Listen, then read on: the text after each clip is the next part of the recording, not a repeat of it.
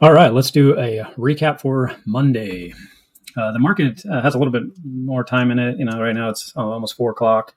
Just kind of recap the day where we're at right now. I think a lot of the movement has happened, so now we're kind of looking at it, possibly transitioning here, and we'll go from there. But there was definitely a good move on the 15-minute, and it all just depends on what time frame that you decided to take the opportunity that was presented today and cash in on that. So let's go ahead and start on the 15-minute and kind of get an idea of what was going on. Actually, let's go ahead and let's go out to the longer time frames. I'm going to jump up to the daily real quick first. And on the daily, there is, if you're coming out of the weekend or even just watching longer time frames, it helps to set the trend for the lower time frames, and you can take trades correctly. And you kind of want to know the direction. And just because this daily does have it's breaking down, it's losing, support. Here's a support level right here that we were sitting in, which is around 95, 600, 95, 500, whatever, right in that range. We lost that. You have the 21 putting pressure on it, and that's what you see right here. And then you see this could be a rising wedge. So we may only see it break down to this level and snap up. Now, if this time frame that we're looking at right here breaks down, this could be the drop that you keep hearing a lot of the market talk about. And that area could be because all this has a flat support area, all in the same area.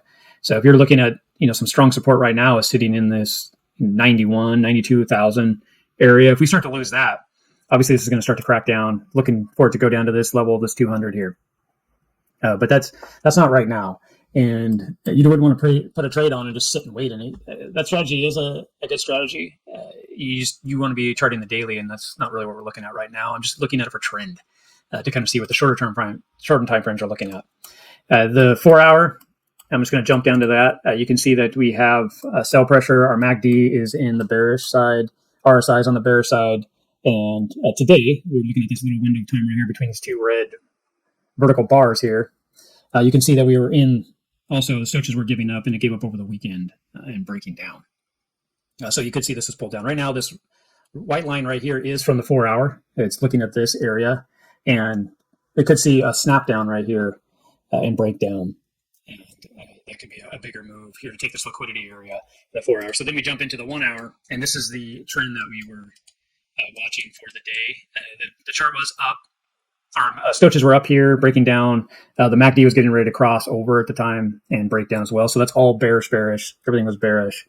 So as the market opened, you're looking for bearish pressure. The 1 hour had the 21 pushing down on it. So those are things to look for when you are looking at the market open. You don't necessarily have to, but it does help you when you start to go down to these lower time frames now and trying to make decisions on how our chart's going to play out. So we can see that the market opened here. The session changed, traded along. It came up and tested its 200. And then that was the breakdown. Now, you can use different strategies. The ones that we pointed out before, you can mark the stochastics crossing over and then using your 5-minute MACD. And you can see there was a breakdown in the MACD at the same time frame. Here's the breakdown in the MACD. And then go into your 1 minute. And you can see that it crossed and created a bear flag in here and the 200. So that's a strategy that we talked about multiple times on the 15-minute. This would have been the play.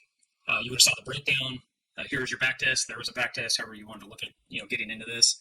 The 5-minute MACD was right here, so this would be where my stop would go. And if I was going to get in right here, thinking this would be my back test on the 21. So I put my stop right here, and we would put the 3-to-1 trade out, and you can see it snagged it right there. Say if you were a little more patient and decided to wait for it to back test its 200 first, that would have been a 6-to-1, or you would have jumped out at a 3-to-1 way up here. Doing this kind of trading, though, is a little more risky because most of the time you don't always see it go back to the 200. So that's why I marked this out first and showed this to you. What I don't like is putting it right up against this. There is different ways to look at this, but typically that's why I don't put it up against the 200 because of what just happened right here. It does happen. Stopped you out, then dropped. And that's why I always created my rule is where the MACD crossed on the 5-minute, I go back to the highest point on the chart, which is right here. So that's where I would have put my stop. And this is how I would have put this trade together. And you would hit your 3-to-1 on that drop. This could have been another, exit. I guess you could have been looking at it right here as reversal. More than likely, the 5-minute was still in play. You could have looked at getting out right there. Again, breaking out the 5-minute. This is when it came back and told you to get out. Wrong section. All right, here told you to get out as well. Right here really would have been the back test and would have said to get out. if you didn't get out right through here. So you could have got out there, which is still a 2.75 to 1. Or if you got out up at the top of these areas, you're still almost a 2 to 1. And that's trading pretty safe. Now, going back to just trading on the 15 minute in itself gave you its setup as well. The back test of the pattern here. So we saw the breakdown. You can see these red lines in here. This was the trend that we were currently trading in through the weekend. We saw the breakdowns. We lost the trend. We lost the 21. We lost the trend. It falls. Bounces back up. There's your back test right here. So there is the back test, and then we're trading out. Now, this is how you build that trade. When it hit the 21, you'd be looking at getting in.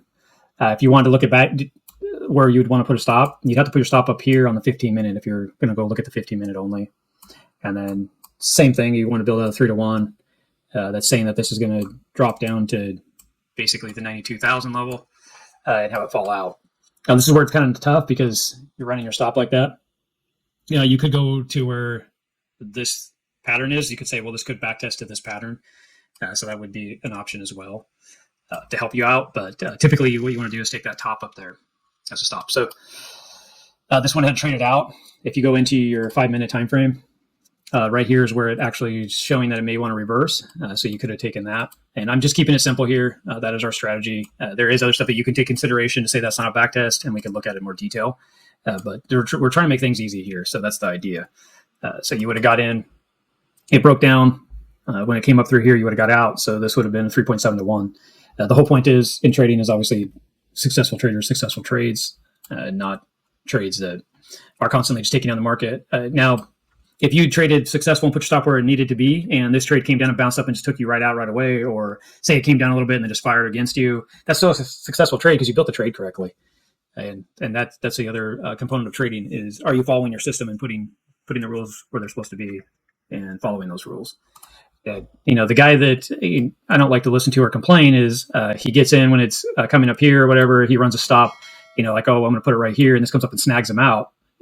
That's not the system, right? The system is back test of the 21 and then go up and find the last point of resistance and look for support. Those are liquidity areas right up here. So that's going to be a liquidity area. You build it out 3 to 1 and then you watch your 5 minute and get out when it tells you to get out. Now you could say, hey, well, this is going to trade on down. It may trade on down, and those are analyzing those longer time frames that I was showing you prior to help you out. And you can see this transitioning possibly too. But for quick trades and quick snipes, you would have taken this trade, could have taken this trade. Both those trades, this was a 3 to 1. If you want to look at it that way, this is currently if you would have got out. Let's go back and take a look at it. You would have got out somewhere right in here, which is almost a 1 to 1, depending on where things actually got entered and everything. So 1 to 1. So yeah, both were profitable. Both set you up to get in. And now watching the trade currently, there isn't really a setup. Now we can watch this come up and break over, just like you saw it here. Broke over. It told you like, hey, pay attention, get in. Right here, it told you, hey, pay attention to get in. We could see this break over and do the same thing again. The trade's up. There is opportunity up, but if the overall trend on the market is in one direction, it's better to trade that direction. So this is showing you that the rule was when it breaks out, you would look at it cross over. We could take a look at it and see if it gave it.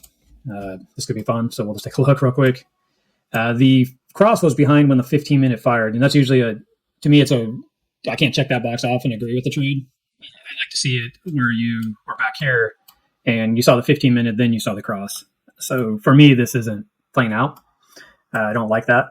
So this would have been harder for me to take going into the 1 minute with that same time frame. I don't see. So these are automatically pre-market where it says MACD down or up.